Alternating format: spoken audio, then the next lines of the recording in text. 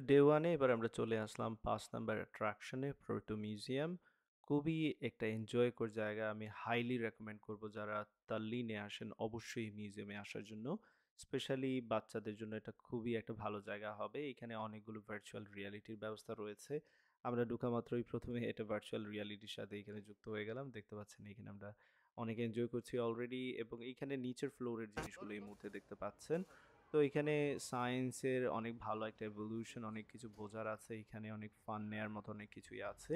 প্রথমে আমরা আসলে এত বেশি এক্সপেকটেশন করিনি বাট নিচের ফ্লোরে যখনই গেলাম আমরা অনেক সময় আমরা এখানে স্পেন্ড করেছি। সবাই মিলে আমরা যেহেতু ৭ জনের মতো গিয়েছিলাম সবাই মিলে অনেক টাইম স্পেন্ড করেছি নিচের ফ্লোরে বলবো।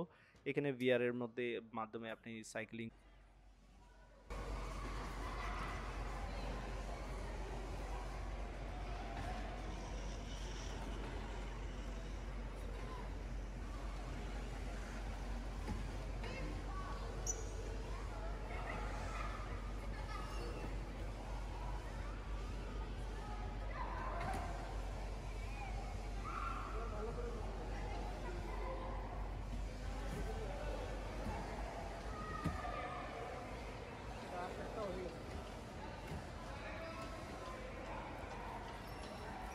এই এই যে পড়ে গেল ক্রাশ খাইছে ক্রাশ খাইছে না না কিসের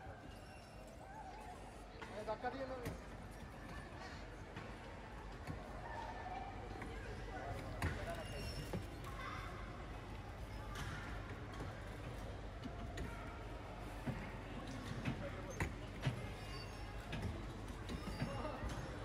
ধাক্কা দেখে এই কে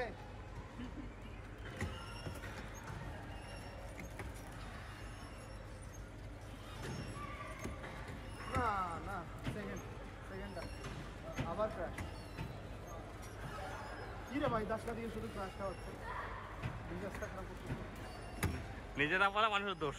3বার ধাক্কা